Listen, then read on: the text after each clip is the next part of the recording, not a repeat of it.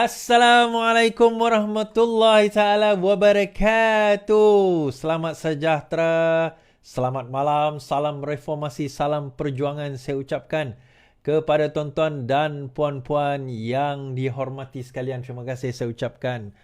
Macam-macam cerita, 5 hari saya tak live, macam-macam cerita, kisah dan tauladan yang kita saksikan bersama. Dan malam ni tak kurang perkara-perkara yang kita akan cerita berkenaan dengan mungkinkah Najib bebas tahun hadapan, pendedahan terkini mengenai lembaga pengampunan. Sebenarnya apa yang berlaku? Apa yang lembaga pengampunan telah rekomenkan? Kenapa dia tak didedahkan? Kenapa sekarang ini tiba-tiba ada yang cuba mendedahkan? Itu antara cerita kita malam ni. Dengar cerita Muhyiddin Yassin disiasat atas isu apa? Right. Kita akan tengok. Dan Ketua Pengarah JECOM baru juga telah diumumkan. Fahmi Teguh Surendran adakah patut? Dan Claire Brown dijatuhkan hukuman penjara. So what will happen? Baik, terima kasih tuan-tuan. Tolong share, tolong live. Ada 14 orang share, 540 orang. Apa kata kita share malam ni, insyaAllah menarik isu kita malam ni. Siapa yang nak dengar, boleh kita akan bersiaran. Dan saya rasa dalam mungkin minggu depan kot, saya akan bersiaran berkenaan dengan isu Kedah. Mungkin di TikTok lah. Di TikTok saya akan bersiaran tentang isu Kedah. Baru-baru ni Akmal Nasir pergi melawat Kedah. Daripada 5 loji rawatan Kedah yang telah mendapat lebih 100 juta. Ini saya kena masukkan juga kan. Okay.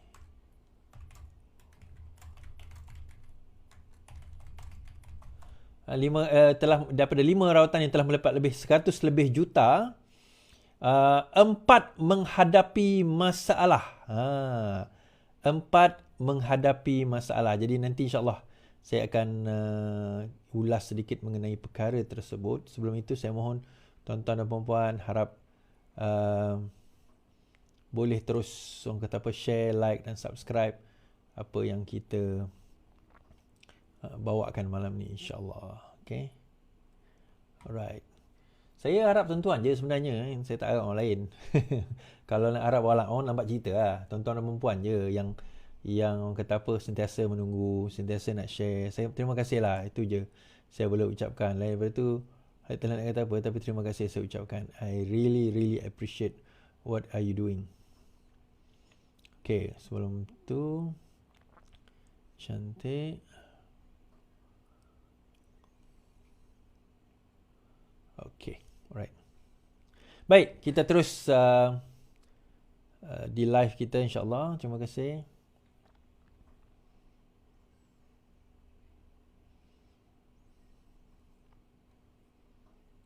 Okay. Right, terkini tuan-tuan. Editor Sarawak Report dihukum penjara 2 tahun kerana fitnah Sultanah Terengganu. Pengasas dan editor Sarawak Report Claire Rico Brown dijatuhkan hukuman penjara 2 tahun setelah didapati bersalah memfitnah Sultanah Terengganu Nur Zahirah. Magistrate Nid Muhammad Tarmizi Nid Muhammad Syukri membuat keputusan itu tanpa kehadiran tertuduh di Mahkamah Magistrate Terengganu hari ini. Claire didakwa di bawah Seksyen 500 Kanun Kisah kerana memfitnah Sultanah Nur Zahirah menerusi bukunya The Sarawak Report, The Inside Story of One and Be Exposed. Seksyen 500 memperuntukkan hukuman penjara sehingga 2 tahun atau denda atau kedua-duanya sekali sabit kesalahan. Mengikut kertas pertuduhan, fitnah berkenaan terkandung dalam baris ke-7 perenggan ke-4 di muka surat ke-3 buku ini. Di dalamnya, pada muka surat 3 perenggan 4 mengandungi tomahan seperti mana yang digariskan, iaitu the wife of the Sultan terhadap Kebuah Duli Yang Maha Mulia Sultanah Nur Zahirah yang merupakan satu fitnah di mana kamu punya sebab untuk mempercayai bahawa tomahan tersebut akan merosakkan nama baik Kebuah Duli Yang Maha Mulia Sultanah Nur Zahirah. Pendakwaan dijalankan oleh pengarah pendakwaan. Pada 12 Disember lalu, Mahkamah Rayuan memutuskan Claire bersalah kerana memfitnah Sultanah Nur Zahirah menerusi buku berkenaan. Mahkamah turut memerintahkan Brown dan 2 orang lain membayar RM300,000 sebagai ganti. Jangan sebab salah saya buat gila, memang tiap-tiap bulan saya turun nanti. Tiba-tiba dia buat gila kat sini pula. Aku tak suruh start, dia start. Kepada Sultanah kan. Okey, maaf tuan-tuan.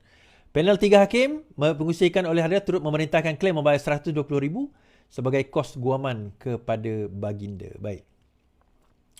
Saya nak ulas sikit tentang perkara ni. Right. Jangan walaupun rasa seronok sangat tengok ni. Fitnah terhadap Sultanah apa orang kata Terengganu. Maka dengan itu nampak sangat Claire Russell Brown ini menipu dengan kes 1MDB, tuan-tuan.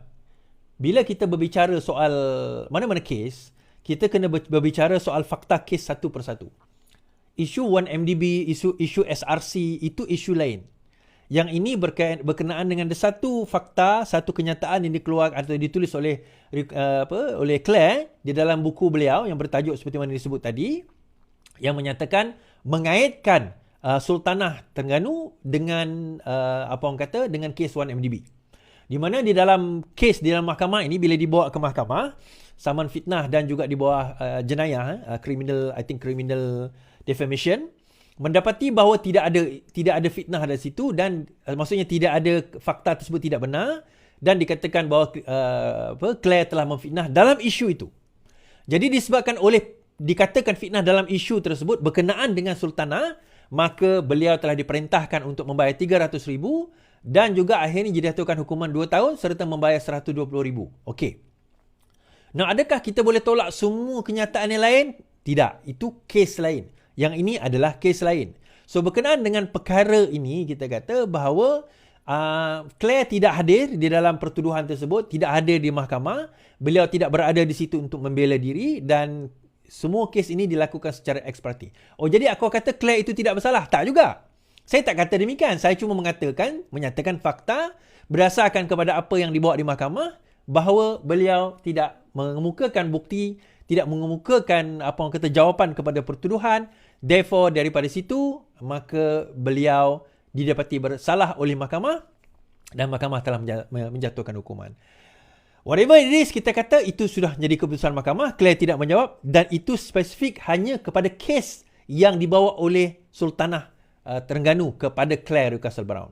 Berkaitan dengan Najib 1MDB SRC itu cerita lain. Yang ini berkaitan terus dengan Sultanah Terengganu kerana dikatakan kes 1MDB ini asalnya bermula di Terengganu. Jadi mungkin saya tak baca lagi bab tu secara spesifik, mungkin nama Sultanah terkait. Jadi baginda akan cuba untuk apa orang kata memersihkan nama beliau, maka tindakan mahkamah diambil and that's that. Habis kat situ. Okey, jadi hukuman telah dijatuhkan dan telah didapati bersalah. Cuma adakah Claire akan masuk penjara? Sebab dia tak ada kat Malaysia. Sama juga yang raja terbuang yang berada di London tu kan. Sebab itu dia boleh cerita sebar fitnah, kata tukar 120 SD sebagainya sebab dia tak ada kat Malaysia. So bila dia tak ada kat Malaysia, dia boleh kata apa yang dia nak kata dan kita tak boleh nak kata apa. Sama juga Claire ni kalau tak silap saya dia ada dekat Spain. Walaupun dia orang UK, dia ada dekat Spain. Ke dia dekat London dah. Saya tak tahu. Last time saya contact dia ada dekat Spain. Baik. Habis kat situ.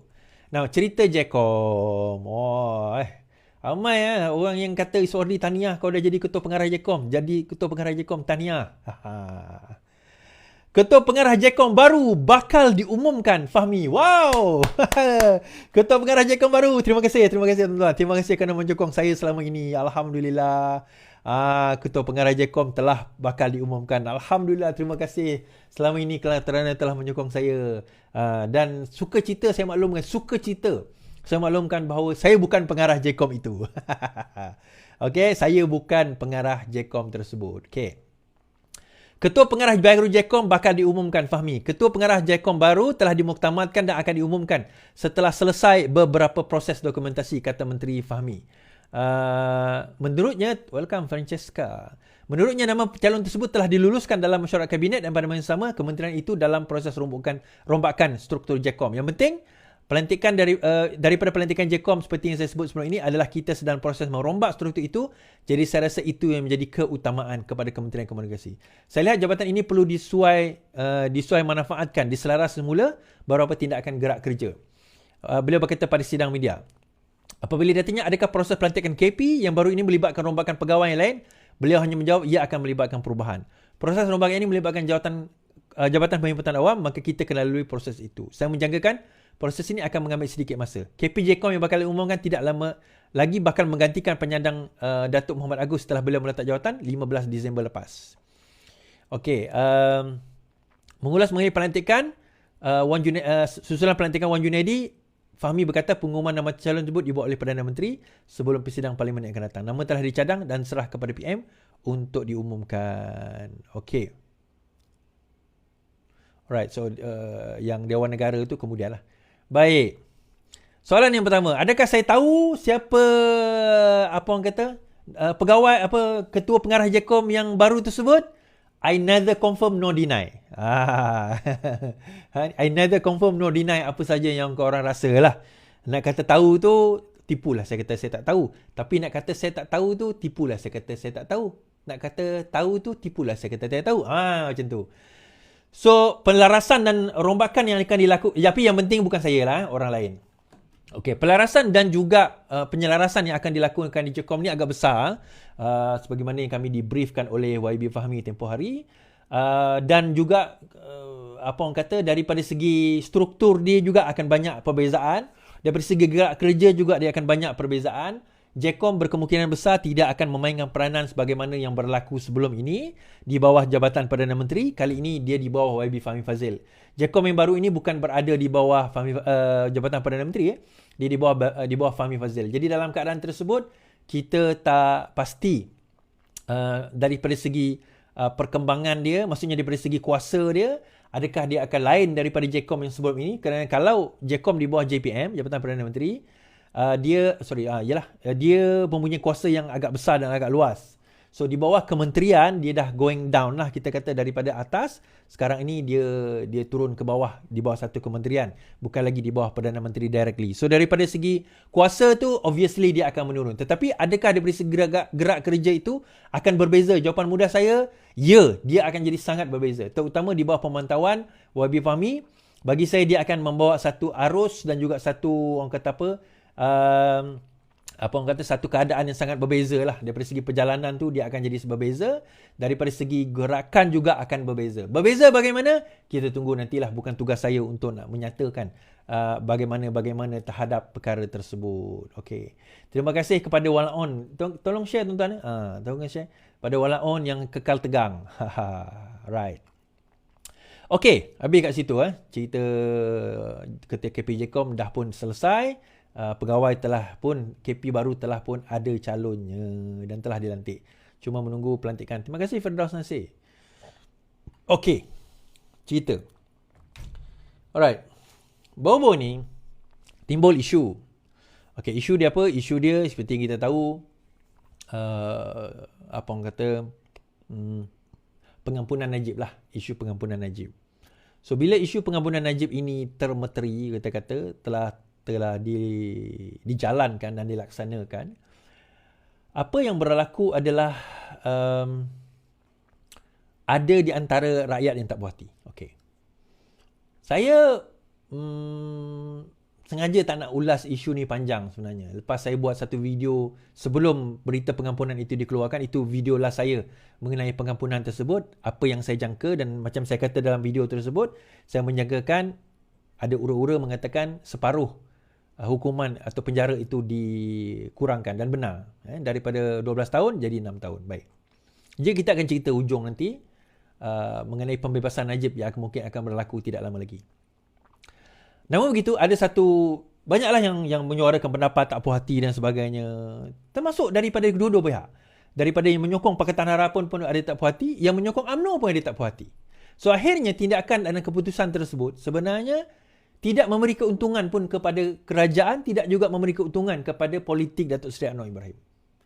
Keputusan untuk 6 tahun itu, saya boleh kata in my personal opinion, dia memberi backlash daripada penyokong Pakatan Harapan. Dalam masa yang sama juga ada backlash daripada penyokong Najib, terutama dalam UMNO. Kenapa? Sebab penyokong Najib dan juga mereka yang berada di dalam UMNO memahukan supaya pembebasan 100%. Penyokong Pakatan Harapan juga pula on the other hand merasakan bahawa tidak patut dikurangkan hukuman dan patut diteruskan. Kenapa nak bagi diskaun pula kepada hukuman-hukuman tersebut? So kedua-duanya akhirnya jadi backlash kepada keputusan ini. Sebab itu dalam perbincangan saya dengan kawan saya tadi lah, saya kata adalah lebih baik sebenarnya. Tapi saya tahu ini bukan keputusan Datuk Seri Anwar Ibrahim. Tetapi ramai orang tak puas hati. Tapi tak apa, kita akan tengok ujung nanti. Saya kata adalah lebih baik sebenarnya kalau dia tak ampunkan terus, ataupun beri pengampunan penuh. at least salah satu grupnya akan puas hati. Kan? At least lah salah satu grupnya akan puas hati. But now, keputusan itu kedua-duanya tak puas hati. Dan antara yang tak puas hati adalah Bersih. So, Bersih mengatakan tempoh hari, Bersih ni kalau siapa yang dulu pernah ikut Bersih, apa orang kata, dia orang, yalah pasal Bersih dan sebagainya kan, demo untuk pilihan raya Bersih dan sebagainya, mereka antara kumpulan mengatakan mereka tak puas hati. Jadi mereka mengatakan bahawa tidak mustahil akan mengadakan demo dalam masa yang terdekat. Disebabkan itu, maka polis datang ke pejabat Bersih. Okey. Polis berkumpul di dekat pejabat Bersih. Apa khabar reformasi? Ini polis tersebut, gambar polis. Bersih menyela kehadiran ramai pegawai polis di kawasan pejabat mereka di Petaling Jaya ketika sidang media berkaitan pengurangan hukuman terhadap Najib. Menyifatkan apa yang berlaku sebagai gangguan, kumpulan berdesak itu menyindir Menteri Dalam Negeri Saifuddin Nasution yang menjaga hal ehwal polis. Lama tak jumpa, apa khabar reformasi? Katanya di X kepada Saifuddin yang juga Setiausaha Agung PKR. Bersih juga memuat naik gambar polis dan sekumpulan anggota berkumpul di sekitar pejabat mereka. Kehadiran ramai pegawai polis susulan sidang akhbar berkaitan permohonan pengampunan Najib dan tuntutan reformasi 100%. Adakah gangguan sebegini benar-benar mesej yang tak disampaikan oleh kerajaan bandar ni? Soal mereka di media sosial. Semalam Bersih tidak menolak kemungkinan berdemonstrasi bagi membantah pengurangan hukuman Najib dalam kes penyelewengan dana SRC International. Pengerusi Badan Pemantauan Pilihan Raya Muhammad Faizal Abdul Aziz berkata mereka menuju ke arah itu tetapi perlu membina momentum dahulu. Bersih menolak pengurangan hukuman terhadap Najib atas alasan ia menggugat kepercayaan rakyat terhadap sistem negara. Bersih berkata keputusan Mahkamah Konstitusi mengekalkan sabitan dan hukuman terhadap Najib jelas menunjukkan dia merompak wang negara. Sementara itu, Presiden Bersih Muhammad Faizal Abdul Aziz memberitahu Malaysia Kini kira-kira 10 anggota polis berada di sekitar pejabat mereka. Mereka bagaimanapun hanya menyedari setelah sidang media selesai. Mereka memakai pakaian seragam tidak masuk ke pejabat, mereka juga tunggu di bawah. Tapi kami tidak pasti ada pegawai cawangan khas masuk ke dalam sidang media, katanya. Faizal juga berkata terdapat 2 trak polis dan beberapa motosikal polis dilihat di kawasan itu. Dia juga mendedahkan mereka meninggalkan kawasan setelah selesai media tamat. Mungkin sebab tidak ada kontroversi, jadi mereka pergilah, katanya. Sementara itu, dalam status lain, Bersih juga memberi bayangan akan mengadakan perhimpunan bantahan susulan perkembangan tinggi ini. Belum beli garam lagi, kata NGO itu. Di Malaysia, peserta demonstrasi biasanya akan menggenggam sedikit garam bagi mengurangkan gas pembedih mata. Lembaga pengampunan mengumumkan hukuman penjara Najib dikurangkan daripada 12 kepada 6 tahun penjara dan denda daripada 210 kepada 50 juta. Alright. Baik.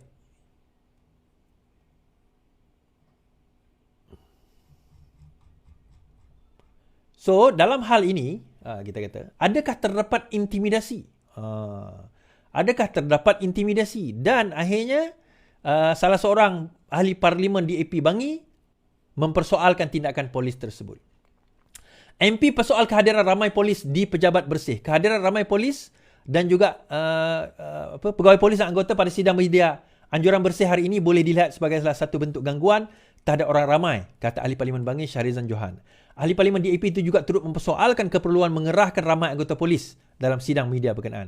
Saya tidak nampak ada keperluan untuk kerahkan sebegitu ramai anggota hanya untuk sidang media. Kita akan dilihat sebagai satu bentuk intimidasi.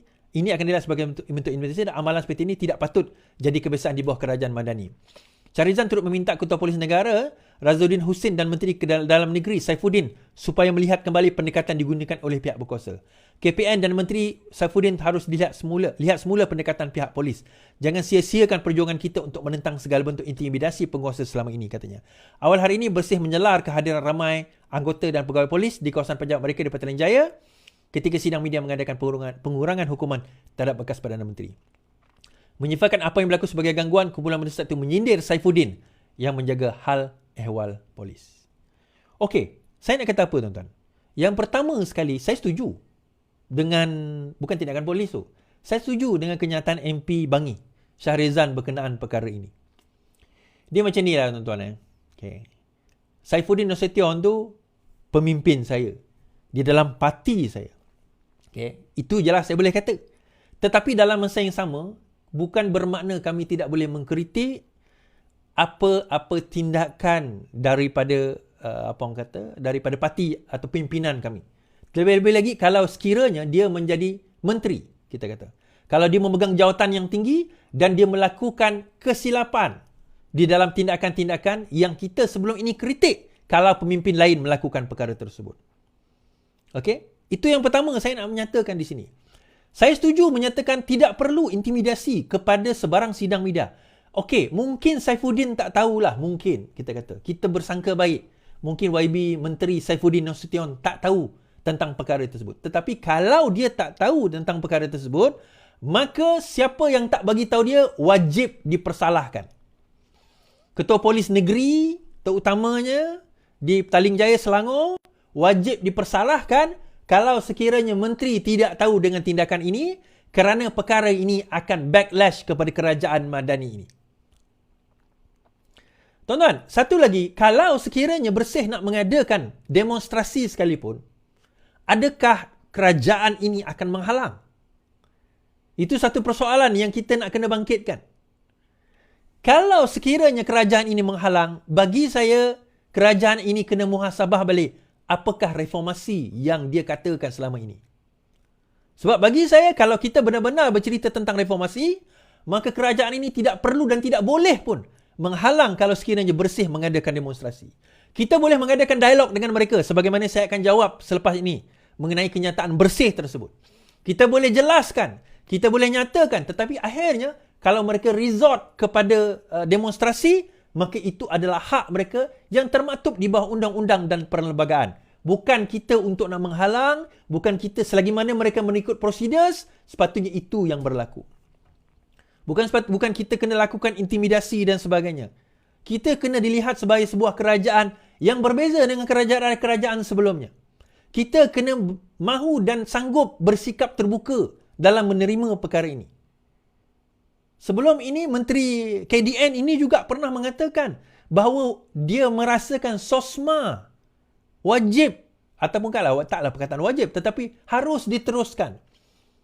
Itu antara lain bagi saya mengguris sebilangan ahli pejuang-pejuang yang selama ini memperjuangkan pemansuhan SOSMA.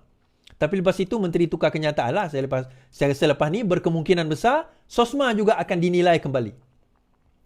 So, adakah itu slip of the tongue, kita kata tergelincir lidah, sabkul lisan? Itu menteri kena jelaskan. Tapi kalau kita bercakap soal reformasi, akta hasutan, SOSMA, Dekronian Law yang kita sebut selama ini, perkara-perkara itu sepatutnya menjadi perkara yang kita kedepankan sekarang ini.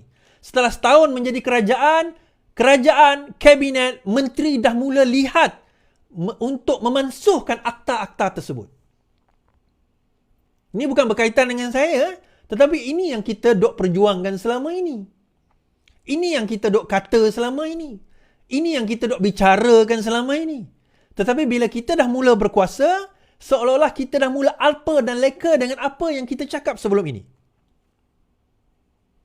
Belum terlewat, nanti ada yang kata, oh Isordri, jadi kau sekarang dah sedarlah kesilapan kerajaan kau. Ini bukan kesilapan. Ini bukan kesilapan kerajaan. Masa. Bagi saya, now is the right time untuk kita mula menilai kembali apa yang kita perjuangkan sebelum ini. Apa yang kita kata tak betul. Apa yang kita kata sebagai undang-undang yang digunakan untuk mendesak. Tiba masanya. At least wujudkan satu jawatan kuasa. Tell the rakyat that we are really working on, orang kata apa, memperjuangkan usaha memperbaiki sistem yang ada. Ya, kita ada cerita ekonomi. Tapi dalam masa yang sama, bukan kita tak boleh nak perjuangkan benda ini.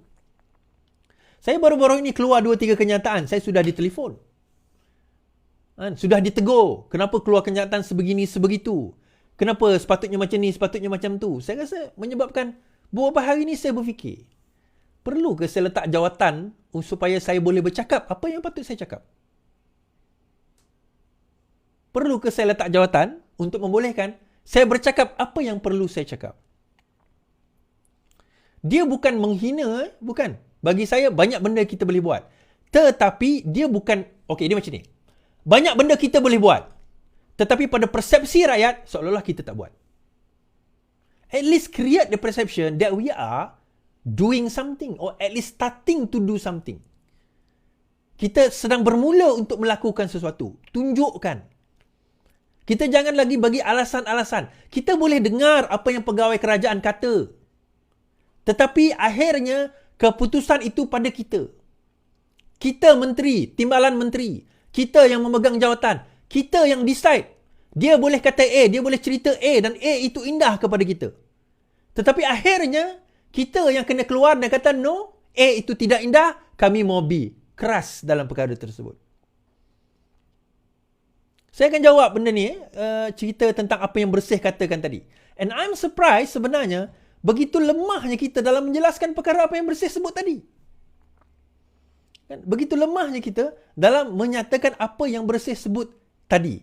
Now, jawapan kepada apa yang Bersih sebut tadi tu, okay, saya nyatakan sekarang ini.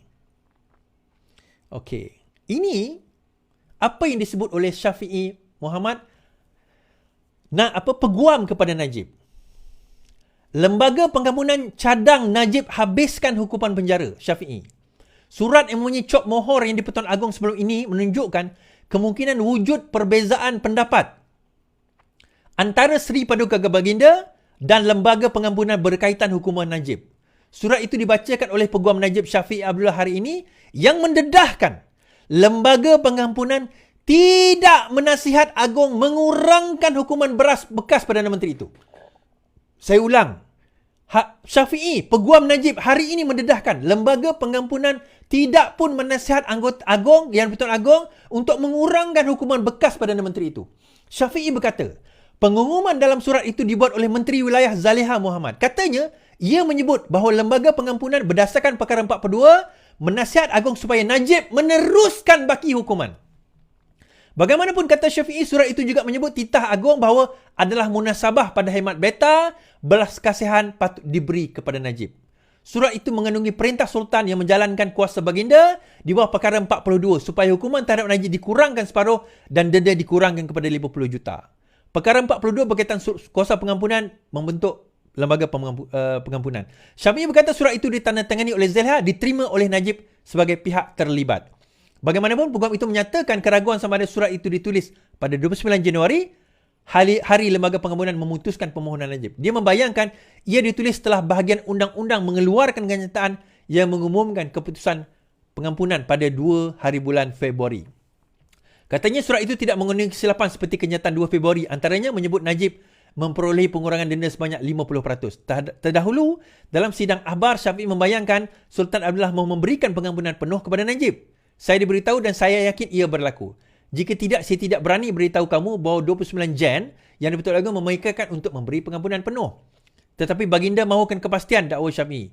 Dia mendakwa Agong kemudian memberikan kertas undi kepada 4 anggota tidak tetap Lembaga Pengampunan supaya menjawab soalan sama ada pengampunan penuh patut diberikan. Lembaga pengampunan itu sepatutnya hanya mempunyai 3 anggota tidak tetap di samping Agong, Peguam Negara dan Menteri Wilayah. Syafi'i kemudian dia berkata dia tidak tahu keputusan undian itu. Tetapi ia kemudian membawa kepada keputusan hukuman Najib diringankan tanpa pengampunan. Katanya perkara itu menunjukkan Agong punya hak mutlak untuk memutuskan pengampunan, tetapi baginda memilih untuk mendengar pandangan pihak lain. Syafi'i juga mendedahkan bahawa Najib mempertimbangkan untuk membuat permohonan pengampunan baru bagi mendapat pembebasan. Okey. Kita dengar. What happened on the 29 January? Because 29 January, you have already discussed 8th of December. 29 January, you're supposed to give just the result. I am told, and I'm confident this happened. Otherwise, I wouldn't dare tell you this. On the 29th, the young di-Pertuan Agong was thinking of a full pardon. Okay? But he wanted to be sure. He passed votes around. 4 empty vote papers.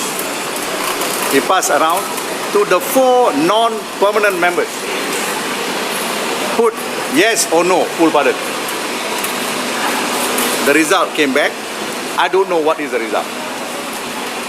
Then he said, never mind, I have decided the alternative. And the alternative is what is, you got the result. But even the result, I'm going to tell you, there's a lot of contradiction, which I will elaborate in a short while.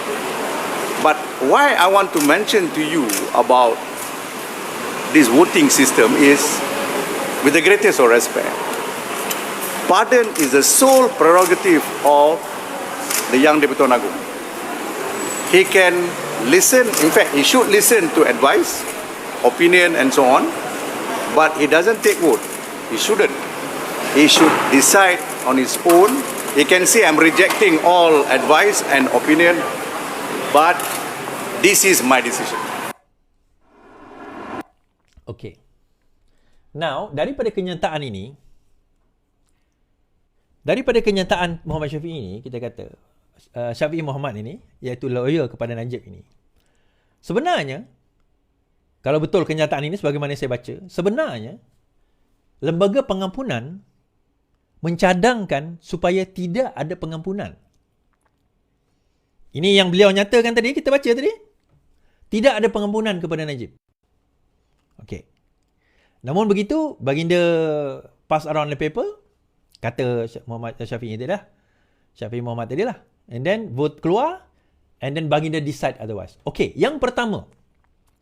Betul, setuju, 100% ini adalah kuasa yang di Pertuan Agong. Kita salahkan lembaga pengampunan. Orang salahkan apa orang kata Perdana Menteri. Sedangkan Perdana Menteri tidak ada di dalam lembaga pengampunan tersebut. Tak tahulah kalau you can say otherwise lah kan. Sebab sebelum ini, Perdana Menteri adalah Menteri Wilayah. Tetapi sebaik saja dilantik Dr. Zaliha, maka Menteri Wilayah itu adalah Dr. Zaliha. Jadi beliau duduk di dalam pengampunan, di dalam lembaga pengampunan. Dan menurut Syafiee sendiri mengatakan tadi, bahawa keputusan ataupun advice, nasihat lembaga pengampunan is otherwise, meneruskan baki hukuman. Erti kata no pardon. That was the advice. Tetapi yang di Pertuan Agong atas belas ihsan baginda memberikan. Mungkin baginda merasakan bahawa langkah tengah itu adalah ambillah 6 tahun dan juga pengurangan denda 76%, bukan 50%, 76% kepada 50 juta daripada 210 juta. Atas belas ihsan.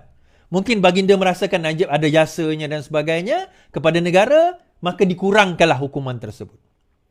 Now, kalau kita jelaskan sebegini, tuan-tuan. Alright, kalau kita go all out sebegini dan kita ceritakan sebegini, saya rasa rakyat mudah faham. Satu, pada nasihat lembaga. Kedua, kepada prerogatif ataupun keputusan sole discretion, budi bicara yang di Pertuan Agong. Siapa yang salah? Tidak ada yang salah. Masing-masing menjalankan tugas dan tanggungjawab di dalam prosedur masing-masing. Di dalam kerangka yang diberikan kepada masing-masing. Kita tak boleh nak salahkan. Jadi bila bersih menyatakan yang sebaliknya, di mana reformasi dan sebagainya, dan nak mengadakan demo, soalan kita, bersih nak mengadakan demo terhadap siapa? Adakah bersih nak mengadakan demo terhadap yang di Pertuan Agong? Ini soalan kita kena tanyakan. Adakah tuan-tuan yang nak menyertai demo bersih kerana mengurangkan hukuman Najib itu, tuan-tuan hendak turun ke Padang untuk nak berdemonstrasi terhadap yang di Pertuan Agong? Kerana apa? Kerana apabila lembaga pengampunan telah mengukakan pandangan, yang di Pertuan Agong menyelisih pandangan tersebut, maka pandangan ataupun final decision bagi yang boleh yang di Pertuan Agong itulah yang termaktub and become the law. Menjadi undang-undang yang diterima pakai. Faham maksud saya tak? So, akhirnya kepada itu. Now, soalannya tuan-tuan, ni dah 5 hari. Kenapa tak ada orang jelaskan macam mana saya jelaskan ini? Kenapa tak ada orang jelaskan sebagaimana saya jelaskan ini? Kan? Kenapa sampai 5 hari perkara ni berlaku? Nobody is explaining the way this is. Ada yang kata, oh ini semua keputusan ini Pertuan Agong. Ya, ada penjelasan itu. Tetapi orang masih tertanya-tanya. Iyalah, keputusan yang di Pertuan Agong. Tapi adakah atas nasihat lembaga pengampunan? Nobody dare to say lembaga pengampunan tu. Kenapa? Sampai ada yang minta supaya lembaga pengampunan kena telus dan dedahkan apakah yang dinasihat kepada yang di Pertuan Agong. Memanglah bukan, tak perlu pun. Tetapi ada certain benda kita nak kena cerita. Dan akhirnya, Tuhan Maha Kuasa kan, God is great, yang dedahkan Syafiee sendiri. Peguam Najib sendiri yang dedahkan. Kan? Peguam Najib sendiri yang dedahkan. But, ada satu lagi ada kemungkinan sebenarnya. Kan? Ada kemungkinan bahawa Najib mungkin boleh dibebaskan awal. Kenapa pula? Okey. Dia ada satu section di bawah section 43 Akta Penjara, Prison Act. di mana Najib dia boleh dibebaskan on parole. Okey. Dia salah satu kriteria untuk pembebasan on parole ni apabila dia telah serve 1/2 daripada hukuman dia. Kalau kita bercerita 12 tahun, 1/2 adalah 6 tahun. Tetapi since dia dah diampunkan tinggal 6 tahun, 1/2 adalah 3 tahun. Dia dah serve 1 tahun 5 bulan, maka 1/2 adalah 3 tahun iaitu 26. Beliau boleh dibebaskan. Namun soalan dia, boleh tak beliau dibebaskan lebih awal? Jawapan mudahnya, ya. Okey, ini adalah akta layak untuk mendapat parole. Seseorang banduan yang sedang Seksyen 46E menjalani hukuman penjara yang ditetapkan tidak layak untuk tidak layak, dia ada jadual keempat tu tak layak, tetapi menteri boleh melalui perintah disiarkan dawatan meminda jadual keempat tersebut. Nah, dalam hal ini kuasa lembaga parole ini dia ada dengan tujuan untuk menggalakkan kelakuan baik, dia boleh bagi parole. Kalau kita tengok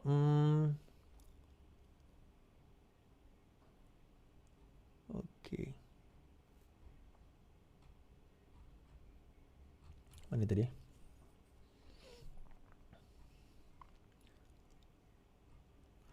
Ni lembaga dia. Kuasa dia menambah mengubah.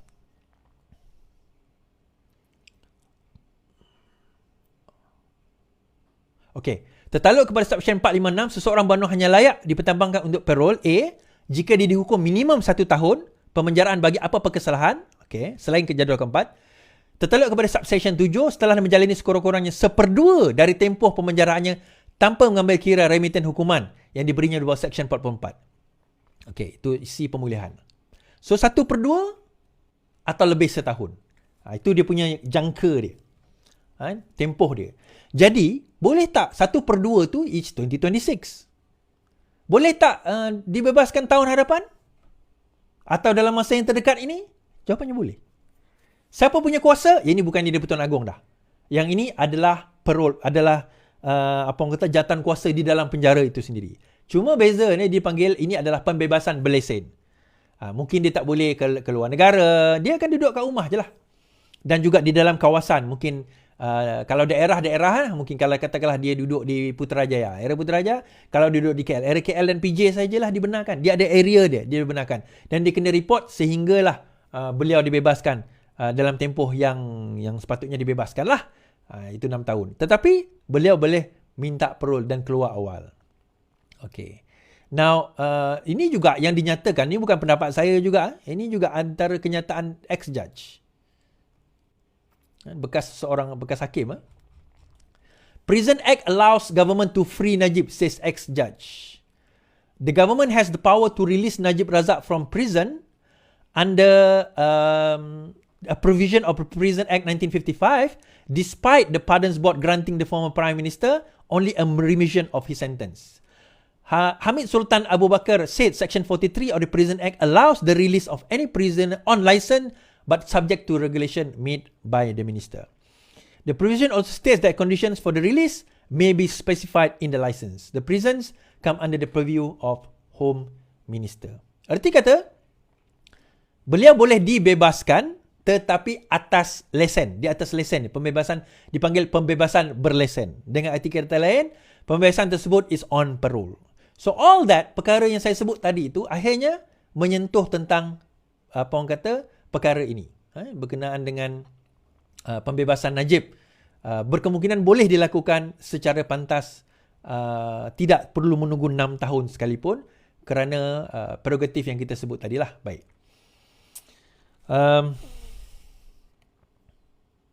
Dia ada satu lagi kenyataan daripada seorang peguam.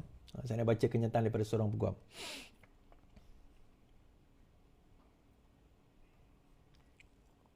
Right.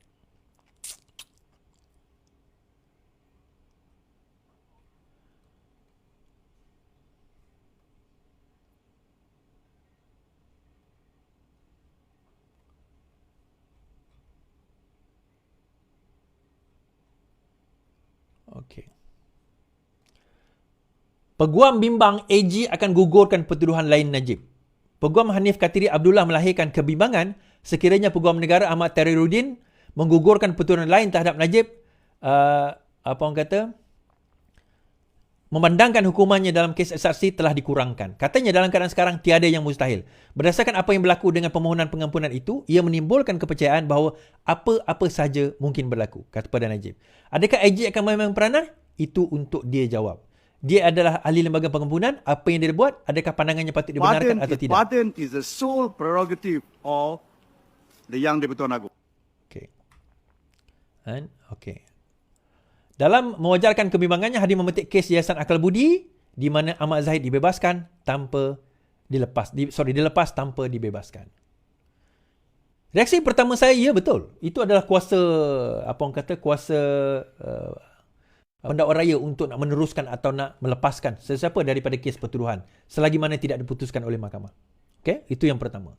Namun begitu, untuk kita nak jump to the conclusion untuk mengatakan bahawa lepas ini Najib akan digugurkan, tu pun terlalu berat juga kalau kita kata. Kerana beza dengan kes Zahid, kita kata bahawa representasi yang dibuat oleh Zahid itu diterima. Tetapi berkenaan dengan kes Najib, bukti-buktinya itu terlalu besar untuk saya kata untuk diterima. Dan kalau diterima juga, perkara ini memang akan jadi masalah. Tapi poin saya nak bawa di sini tuan-tuan, kesimpulan saya nak bawa di sini, berkenaan apa yang disebutkan tadi itu. Kita kata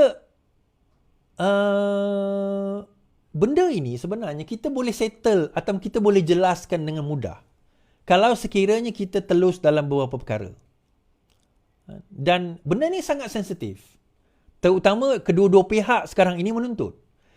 Kenapa Syafi'i tiba-tiba nak dedahkan perkara ini? Saya nampak lah. Correct me if I'm wrong, Syafi'i. Dia cuba nak melagakan grup yang menyokong Najib ini supaya akhirnya pressure the government untuk bagi full pardon kepada Agong yang baru. Ini saya nampak. Kerana dia nak menunjukkan bahawa lembaga pengampunan rupanya memberikan satu pandangan supaya Najib tidak dibebaskan. Tetapi Agong mengambil pendekatan yang berbeza. Jadi dia nak bagi tahu cerita ini supaya penyokong-penyokong Najib akhirnya akan mendesak kerajaan ini supaya the next, sebab Anwar itu dah cakap, kalau nak next pardon, kena minta Agong seterusnya lah. Kena minta Agong yang baru. So, disebabkan oleh keadaan itu, suka atau tidak, akhirnya pendedahan ini saya tahu ada di kalangan penyokong-penyokong Najib yang marah dengan kerajaan ini. Tetapi dalam masa yang sama, dia memberi kita satu relief, satu kelegaan bahawa sebenarnya lembaga pengampunan telah memberi jawapan ataupun memberi cadangan yang berbeza.